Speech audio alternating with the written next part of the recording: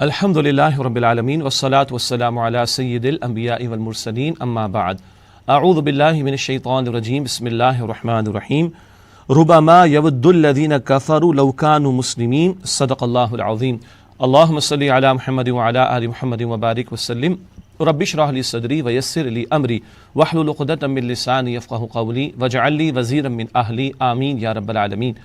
ناظرین کرام السلام علیکم ورحمۃ اللہ وبرکاتہ۔ رب کائنات کی توفیق سے خلاصہ مضامین قرآن حکیم کا سلسلہ جاری ہے۔ قرآن حکیم کے پاروں اور صورتوں اور رکوعوں کے عنوانات کے تحت اہم مضامین کو ہم سمجھنے کی کوشش کرتے ہیں۔ مقصد یہ ہے کہ مختصر وقت میں اہم مضامین کا ایک اوور ویو ہمارے سامنے آئے، ایک دلچسپی پیدا ہو، پھر ہم آگے بڑھ کر قرآن حکیم کو ترجمے کے ساتھ تشریح کے ساتھ پڑھیں، سیکھیں اور اس کے تقاضوں پر عمل کرنے والے بنیں۔ اللہ ہم سب کو اس کی توفیق عطا فرمائے۔ قرآن حکیم کا 14واں پارہ ہے جس کا انشاءاللہ آج ہم مطالعہ کریں گے۔ اس 14ویں پارے میں 2 صورتیں ہیں، سورۃ الحجر جس کے 6 رکوع ہیں اور سورۃ النحل جس کے 16 رکوع ہیں۔ پہلے سورۃ الحجر ہے، ایمانیات کا مؤثر بیان، ایمانیات میں سے توحید اور آخرت اور رسالت کا بڑا جامع بیان اس مقام پر ہمارے سامنے ہے۔ پہلا رکوع ہے سورہ حجر کی آیات 1 تا 15۔ اللہ قرآن کو ہمیشہ محفوظ رکھے گا۔ آخرت کے منکرین کا ذکر کرنے کے بعد پھر یہ ایک آیت کریمہ آئی ہے سورہ حجر کی آیت نمبر 9، اِنَّا نَحْنُ نَزَّلْنَا الذِّكْرَ وَإِنَّا لَهُ لَحَافِظُونَ، بے شک ہم اس الذکر یعنی قرآن کو نازل کیا اور ہم ہی اس کی حفاظت کرنے والے ہیں۔ صدیاں بیت گئی، قیامت تک یہ قرآن حکیم محفوظ رہے گا۔ اہل علم نے یہ بھی بیان فرمایا کہ قرآن کے ساتھ قرآن کی وضاحت جو نبی علیہ السلام نے بیان فرمائی وہ بھی اس کے ذیل میں داخل ہے۔ اللہ تعالیٰ اس کی حفاظت فرمائے گا، اور سینوں میں اللہ تعالیٰ نے اس کو محفوظ فرما دیا، وہاں سے تو نکالا جانا ممکن نہیں ہے۔ یہ اعجاز بھی فقط قرآن حکیم کو ہی حاصل، اور اللہ تعالیٰ نے اس کی حفاظت کا ذمہ لیا۔ دوسرا رکوع ہے سورہ حجر کا آیات 16 تا 25۔ نعمتوں کے بارے میں سوال ہوگا۔ اللہ تعالیٰ نے اپنی کئی نعمتوں کا یہاں پر ذکر فرمایا۔ آسمان پر ستارے جو اللہ نے بنائے ان کا ایک اہم مقصد یہ بتایا کہ جنات اوپر کی خبریں لینا چاہتے تھے تو یا شیاطین تو ان کو ان ستاروں کے ذریعے مار بھگایا جاتا تھا، اور یوں وحی الہی جو جس کا نزول ہوتا اس کی حفاظت کی گئی۔ یہ موضوع کئی مرتبہ قرآن حکیم میں بیان ہوا۔ اللہ تعالیٰ نے فرمایا کہ زمین سے اللہ تعالیٰ نے مخلوقات کے لیے رزق عطا فرمایا۔ اللہ کے خزانوں میں کوئی کمی نہیں ہے، البتہ وہ ایک ضرورت کے مطابق ہی عطا فرما رہا ہوتا ہے۔ جیسی جیسی ضرورت اللہ تعالیٰ کے خزانوں میں سے اس کا عطا کیے جانے کا معاملہ جاری رہتا ہے۔ پانی جیسی عظیم نعمت کا بیان، بارش کا سلسلہ، واٹر سائیکل اللہ کی بہت بڑی نعمت، کس طرح گردش عمل ہے اس پانی کے نظام کا، اور بارش کا برسنا اور پانی کا جمع ہونا، پھر ایویپریشن کی صورت میں اوپر جانا، سارا سال اللہ تعالیٰ اپنے فضل سے ہمیں اس طور پر پانی عطا فرماتا ہے، ورنہ ہمارے بس میں نہیں تھا کہ ہم پانی کا صحیح معنی میں ذخیرہ کر پاتے۔ البتہ یہ تمام نعمتیں جو دنیا میں عطا کی گئی فانی اور عارضی ہیں، بالآخر قیامت کا برپا ہونے کا معاملہ، اور اللہ ان نعمتوں کے بارے میں سوال کرے گا آیا شکر ادا کیا یا نہیں۔ تیسرا رکوع ہے سورہ حجر کی آیات 26 تا 44۔ عظمت انسانی کا سبب روح ربانی، آدم علیہ السلام کا قصہ بیان کیا گیا، ساتھ ابلیس کا تذکرہ بھی آیا۔ آدم علیہ السلام کی تخلیق کے ذیل میں ان کے جسمانی وجود میں روح کے پھونکے جانے کا تذکرہ بھی ہے، اور اشارہ کر دیا گیا کہ انسان کی اصل جو عزت ہے، اس کا جو اصل شرف ہے، اس کی جو اصل تکریم ہے، وہ اس روح کے پھونکے جانے کی بنیاد پر۔ یہ سجدہ جب کرایا گیا تو کب کرایا گیا؟ جب روح ڈال دی گئی آدم علیہ السلام میں، پھر فرشتوں سے سجدہ کرایا گیا۔ یہ انسان کی عظمت ہے اس روح کی بنیاد پر۔ البتہ جو روح کو فراموش کر کے حیوانی تقاضوں پر ہی عمل درآمد کرے اور محض حیوان بن کر زندگی بسر کرے، وہ تو ذلت اور رسوائی میں ہوں گے، لیکن جو روح کے تقاضوں پر عمل درآمد کرے انہی کے لیے اصل عزت اور تکریم اور آخرت میں اجر و ثواب بھی ہے۔ اس کے بعد چوتھا رکوع ہے سورہ حجر کی آیات 45 تا 60۔ اللہ غفار بھی ہے، قہار بھی۔ یہاں بتایا گیا کہ اللہ سبحانہ وتعالیٰ جب اپنے بندوں کو جنت میں داخل فرمائے گا، اللہ ہمیں ان میں شامل فرمائے، تو اگر کوئی رنجش ہوگی تو اللہ تعالیٰ دور کر دے گا۔ ایمان والے بھی تو انسان ہے نا، کچھ رنجش، کوئی کدورت، کو کینہ رہ بھی گیا، اللہ اس نیگیٹیوٹی کو ختم کر کے بالکل پاک صاف کر کے جنت میں داخل فرمائے گا۔ اللہ تعالی ہم سب کو جنت الفردوس عطا فرمائے، اور وہاں پھر فرمایا جا رہا ہے کہ وہ بھائی بھائی بن کر رہیں گے۔ یہاں پر اللہ تعالیٰ کی 2 شانیں بیان کی گئیں۔ ارشاد ہوا نبی عبادی انی انا الغفور الرحیم وان عذابی هو العذاب العلیم۔ اے نبی صلی اللہ علیہ وآلہ وسلم میرے بندوں کو بتا دیجئے، اللہ فرما رہا ہے میں بہت بخشنے والا، نہایت رحم کرنے والا ہوں، اور لیکن میرا عذاب بھی بڑا دردناک عذاب ہے۔ یہ اللہ کی دونوں شانیں سامنے رہے۔ حدیث میں آتا ہے کہ الایمان بین الخوف والرجاء، ایمان خوف اور امید کے درمیانی کیفیت کا نام ہے۔ اللہ کی پکڑ کا خوف بھی رہنا چاہیے، تبھی اصلاح ہوتی رہے گی، اور اللہ کی رحمت کی امید بھی رہنی چاہیے، تو بندہ مایوس نہیں ہوگا اور خیر میں آگے بڑھتا چلا جائے گا۔ اس کے بعد 5واں رکوع ہے سورہ نحل کی آیات 61 تا 79 79۔ ہم جنس پرستوں کا برا انجام۔ لوط علیہ السلام کی قوم کا ذکر ہے، یہ بدترین قوم تھی، اس قوم نے ہم جنس پرستی کی گندگی اختیار کی۔ لوط علیہ السلام نے اس قوم کو بڑا سمجھایا، لیکن یہ قوم نہیں مانی۔ اللہ نے آزمائش کے طور پر فرشتوں کو بھیجا، انسانی شکل میں، خوبصورت لڑکوں کی شکل میں، اور اس قوم کے لوگوں نے برا ارادہ کرنا چاہا، معاذ اللہ ثم معاذ اللہ۔ اور لوط علیہ السلام کو کہہ دیا گیا فرشتوں کی طرف سے کہ آپ اور اپنے گھر والوں کو لے کر چلے جائیے۔ گھر والوں میں فقط بیٹیاں ہی شامل تھیں، اور باقی لوگوں کو عذاب دیا جائے گا۔ ان کی بیوی بھی نافرمان تھی، قوم کو عذاب دیا گیا، اور اس قوم کی بستیوں کو الٹ دیا گیا، پتھروں کی بارش برسا کر ان لوگوں کو تباہ کر دیا گیا۔ یہ ہے اس قوم کا عبرت ناک انجام، جنہوں نے ہم جنس پرستی کی گندگی کا رویہ اختیار کیا تھا۔ یہ ہے جو قوموں میں بگاڑ آتا ہے نا، تو اللہ کی طرف سے اس نوعیت کے عذاب بھی نازل ہوتے ہیں۔ یہاں حضرت شعیب علیہ السلام کی قوم کا تذکرہ ہے، اور ان کو اس علاقے میں بھیجا گیا جو جنگل والے کہلاتے تھے، اور یہ وہ قوم تھی شعیب علیہ السلام کی جو ناپ تول کی کمی میں مبتلا تھی۔ اس قوم پر بھی پھر اللہ کا عذاب آیا تھا۔ رکوع نمبر 6 ہے، آخری رکوع ہے سورہ حجر کا، آیات 80 تا 99۔ اللہ سبحانہ وتعالیٰ کا اپنے حبیب صلی اللہ علیہ وآلہ وسلم سے خصوصی خطاب۔ یہاں حضور علیہ الصلوۃ والسلام کی دلجوئی فرماتے ہوئے اللہ سبحانہ وتعالیٰ نے فرمایا ہے کہ مشرکین کی سازشوں اور شرارتوں پر آپ غمگین نہ ہوں۔ اللہ تعالیٰ نے نبی پاک علیہ السلام کی تسلی کے لیے مزید ذکر فرمایا، ہم نے تو آپ کو بار بار دہرائے جانے والی 7 یعنی آیات عطا فرمائی، وَلَقَدْ آتَيْنَاكَ سَبْعًا مِنَ الْمَثَانِِ وَالْقُرْآنِ الْعَظِيمِ، اور قرآن عظیم عطا فرمایا۔ یہ سورہ فاتحہ کی طرف اشارہ، جامع ترمذی کی حدیث میں خود حضور نے اس کی وضاحت فرمائی۔ یہ بار بار دہرائے جانے والی آیات سورہ فاتحہ کی 7، اور ان کو قرآن عظیم ہدایت کا بڑا سرچشمہ کہا گیا، اور ہدایت کا بہت بڑا بیان اس کو کہا گیا۔ قرآن حکیم اس مقام پر سورہ فاتحہ کی عظمت کو بیان کر رہے، بتایا گیا کہ قرآن کی تلاوت سے قلبی سکون حاصل کیجیے، اپنے ساتھیوں پر شفقت و نرمی کیجیے، اور اب انفرادی تبلیغ سے آگے بڑھ کر اعلانیہ تبلیغ کیجیے۔ علل اعلان تبلیغ کا حکم اللہ کی طرف سے آیا۔ یہ آغاز وحی کا کم و بیش 3 سال تھا، اور بتا دیا گیا کہ مشرکین کی پرواہ نہ کیجیے گا، اللہ تعالیٰ ان سے نمٹ لے گا، اور زندگی کی آخری سانس تک اللہ سبحانہ وتعالیٰ کی عبادت کا حکم عطا کیا گیا ہے۔ اس کے بعد سورۃ النحل کا آغاز ہوتا ہے۔ نحل شہد کی مکھی کو کہا جاتا ہے، طویل سورت ہے۔ اللہ تعالیٰ کی نعمتوں اور قدرتوں کا جامع بیان، بہت خوبصورت بیان ہے۔ ظاہری نعمتوں کا بیان بھی، باطنی نعمتوں کا بیان بھی، مادی نعمتوں کا بیان بھی، اور روحانی نعمتوں کا بیان بھی سورت میں بڑی جامعیت کے ساتھ آیا۔ پہلا رکوع ہے آیات 1 تا 9۔ اللہ تعالیٰ کی شکر گزاری ہی سیدھا راستہ ہے۔ بتایا گیا کہ اللہ تعالیٰ نے وسیع و عریض کائنات بنائی ہے انسانوں کے استفادے کے لیے، تو انسان کو بھی چاہیے کہ اللہ سبحانہ تعالیٰ کا شکر ادا کرے، اور اللہ نے جو عظیم نعمت قرآن کی صورت میں عطا فرمائی اس سے فائدہ اٹھائے۔ بتایا گیا کہ جانوروں کو اللہ تعالیٰ نے پیدا فرمایا، طرح طرح کے فائدے لوگ ان سے حاصل کرتے ہیں، ان کا دودھ بھی استعمال ہوتا ہے، ان کو گوشت بھی استعمال ہوتا ہے، ان پر لوگ سواری بھی کرتے ہیں۔ یہ بہت سارے فائدے جانوروں کے تعلق سے بیان کیے گئے۔ بتایا گیا کہ اللہ تعالیٰ کی شکر گزاری کا راستہ ہی سیدھا راستہ ہی نعمت اللہ کی عطا کرنا ہے۔ بندوں نے ان چیزوں کو پیدا نہیں کیا تو خالق کی عظمت کا اعتراف کریں، اس کی نعمتوں کا اعتراف کریں، اور خالق کا شکر گزار بننے کی کوشش کریں۔ دوسرا رکوع ہے سورۃ النحل آیات 10 تا 21۔ اللہ کی نعمتوں کا شمار ناممکن ہے۔ بہت ساری نعمتوں کا ذکر اس رکوع میں آیا۔ اللہ نے آسمان سے بارش برسائی، اس سے طرح طرح کی نباتات اگائیں، رات دن سورج چاند اللہ نے انسان کی خدمت پر لگا دیا، رنگ رنگ مخلوقات سے کائنات کو اللہ تعالیٰ نے حسن بخشا ہے، اور انسان کے ذوق بصارت کو تسکین عطا فرمائی ہے۔ وسیع عریض گہرے سمندر بنائے جن میں اللہ تعالیٰ نے مچھلیوں کی صورت میں صحت افزا تازہ گوشت کی فراوانی کا معاملہ فرما دیا۔ اتنی مچھلیاں خود پال کر اگر بنا رہے ہوتے تو کس قدر مشکل کا معاملہ ہوتا، کس قدر اللہ تعالیٰ کی نعمت۔ سمندروں میں کشتیاں چل رہی ہیں جو انسانوں کو فائدہ پہنچاتی، تجارت کا بہت بڑا ذریعہ یہ سی روٹس عطا کر دیے گئے۔ پہاڑوں کے ذریعے زمین کو توازن بخشا گیا، آسمان پر ستارے بنائے گئے جس سے لوگ اپنے راستوں کو بھی تلاش کر لیتے ہیں، اور اللہ سبحانہ وتعالیٰ نے راستوں میں قدرتی اعتبار سے علامات پیدا کر دی، کہیں پہاڑ ہیں، کہیں صحرا ہیں، کہیں میدان ہیں، کہیں سطح مرتفع، یہ علامات مقرر فرما دی۔ آگے فرمایا کہ وَإِن تَعُدُّوا نِعْمَتَ اللَّهِ لَا تُحْصُوهَا، اور اگر تم اللہ تعالیٰ کی نعمتوں کو شمار کرنا چاہو بھی تو شمار نہیں کر سکتے۔ بتایا گیا کہ انسانوں کی ناشکری دیکھو، جو ہستیاں مر چکی ہیں ان کو پوجتے ہیں اور اللہ تعالیٰ کا شریک ٹھہراتے ہیں، مخلوق کو خالق کے برابر قرار دیتے ہیں، کتنا بڑا ظلم ہے جو یہ بندے کر رہے ہیں۔ اس کے بعد تیسرا رکوع ہے سورہ نحل کی آیات 22 سے 25، توہین قرآن کا برا انجام ہوگا۔ مشرکین کا ذکر ہے، جب ان سے پوچھا جاتا ہے بتاؤ اللہ نے کیا نازل کیا تو معاذ اللہ کہتے ہیں یہ تو پچھلے زمانے کی قصے کہانیاں ہیں۔ اللہ تعالیٰ نے فرمایا کہ یہ بدنصیب ہیں جو خود بھی گمراہ ہوئے اور دوسروں کی گمراہی کا وبال بھی اپنے سر لے رہے ہیں، یہ لوگ برے انجام سے دوچار کیے جائیں گے۔ رکوع نمبر 4 ہے آیات 26 تا 34 سورہ نحل، قرآن کریم کی سب سے بڑی خیر ہے۔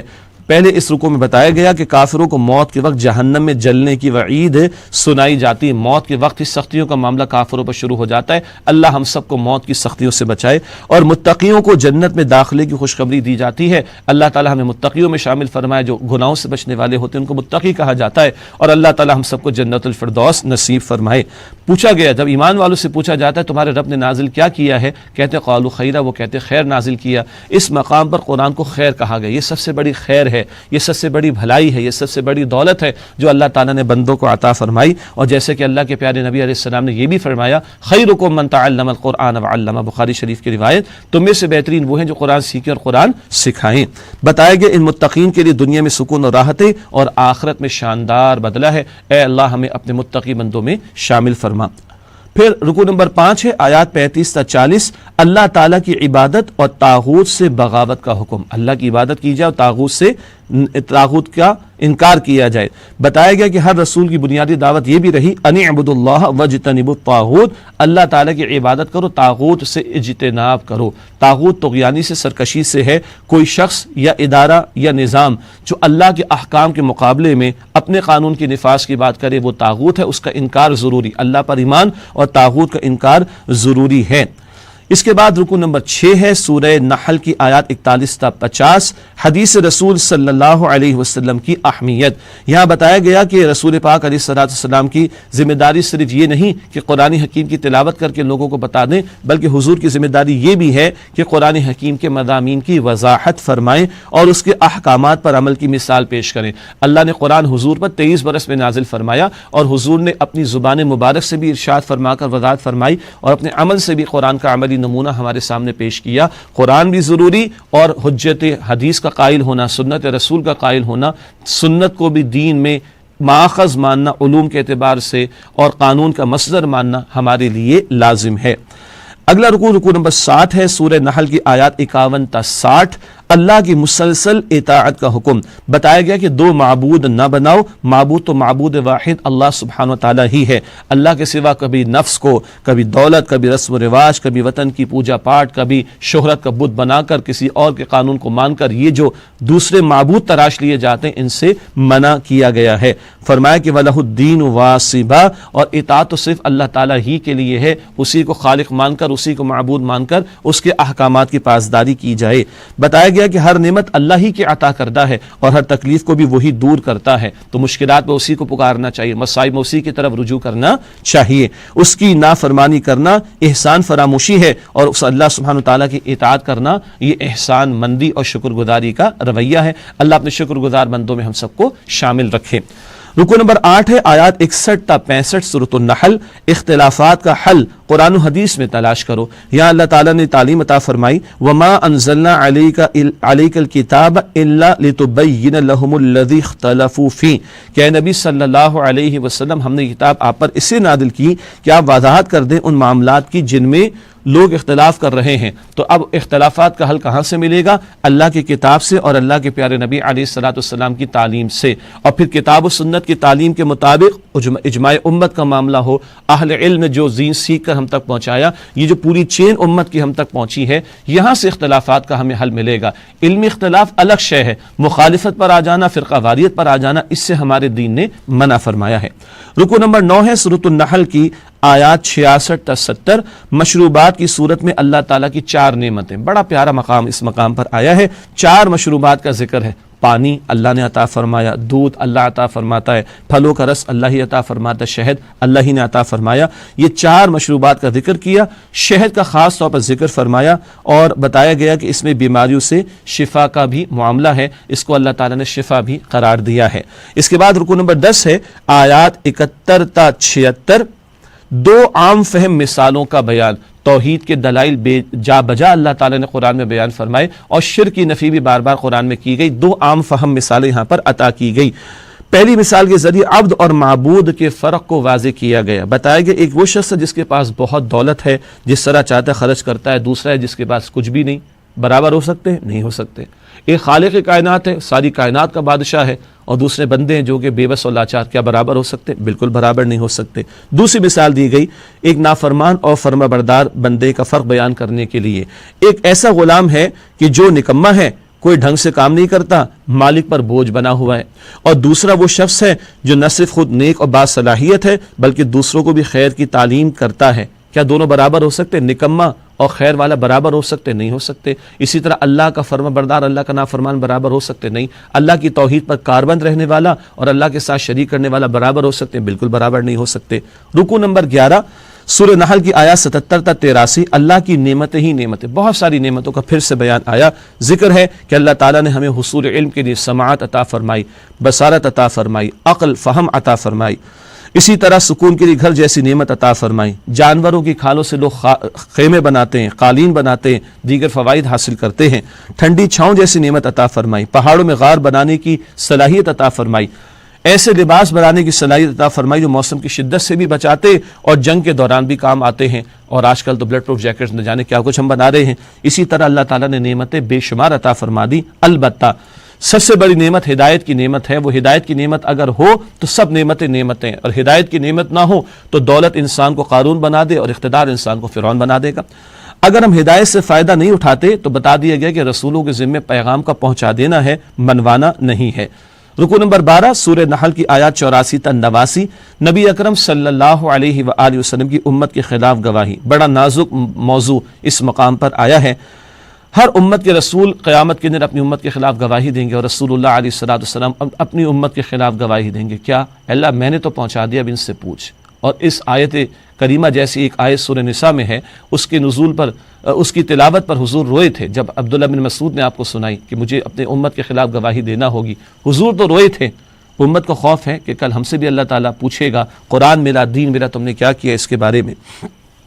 اس کے بعد مشرکین کا ذکر ہے کہ جنہوں نے انسانوں میں سے، مخلوقات میں سے کچھ لوگوں کو خدا کا درجہ دے دیا، اور جن نیک بندوں کو اللہ کی الوہیت میں شامل کیا گیا، قیامت کے دن وہ انکار کریں گے اور ان کے خلاف گواہی دیں گے، اللہ یہ جھوٹے تھے، ہم نے تو تیری ہی عبادت کی تھی، اور ایسے شرک کرنے والوں کو پھر مسلسل عذاب دیا جائے گا۔ رکوع نمبر 13 ہے سورہ نحل آیات 90 تا 100، اللہ تعالیٰ کی طرف سے اہم ہدایات۔ سورہ نحل کی آیت نمبر 90 جمعے کے خطبے میں ہم سنتے ہیں، ان اللہ یأمر بالعدل والاحسان وایتاء ذی القربى وینہی عن الفحشاء والمنکر والبغی، بے شک اللہ عدل کا، احسان کا اور رشتہ داروں کا حق ادا کرنے کا حکم دیتا ہے، اور اللہ تعالیٰ بے حیائی کی بات سے، منکر کی بات سے، زیادتی کی بات سے تمہیں منع فرماتا ہے۔ بہت جامع مقام قرآن حکیم کا۔ معاہدات کی پابندی کرنے کی تعلیم دی گئی، اور معاہدہ کر لینے کے بعد اس کی پاسداری کا حکم دیا گیا، اور فرمایا کہ اس کا مس یوز نہ کرنا، اس میں دخل اندازی کا معاملہ نہ کرنا۔ بتایا گیا کہ شیطان تو تمہیں ورغلانے کی کوشش کرتا رہے گا، جب تم قرآن کی تلاوت کرنے لگو تو اللہ تعالیٰ کی پناہ لے لو شیطان مردود سے۔ اللہ کی پناہ ملے گی تو ہم شیطان کے حملوں سے بچ سکیں گے اور قرآن سے واقعتاً استفادہ ہو سکے گا۔ رکوع نمبر 14 ہے سورہ نحل کی آیات 101 تا 110، مرتد کے لیے شدید عذاب کی وعید، جو دین سے پھر جائے اس کے لیے شدید عذاب کی وعید ہے۔ فرمایا جو ایمان لانے کے بعد مرتد ہو جائے اللہ تعالیٰ اسے شدید عذاب دے گا۔ کیوں؟ ایسا شخص دنیا کے مفاد کو ترجیح دیتا ہے آخرت کے مقابلے میں۔ البتہ جس کی جان پر بن آئے اور وہ جان بچانے کے لیے کلمہ کفر کہہ دے لیکن دل میں ایمان موجود ہو، اس کے لیے گنجائش ہے کہ اللہ تعالیٰ اس کو معاف فرما دے گا۔ رکوع نمبر 15 ہے سورہ نحل کی آیات 111 تا 119، ناشکری کی سزا۔ ایک قوم کا ذکر ہے، ایک بستی کا ذکر ہے۔ اللہ نے بڑی نعمتیں عطا فرمائی مگر بستی والے ناشکری پر اڑے رہے اور پھر اللہ تعالیٰ کا عذاب آیا اور اللہ نے خوف اور بھوک کا لباس ان پر مسلط کر دیا، عذاب ان پر مسلط کر دیا۔ اللہ ہمارے حال پر رحم فرمائے۔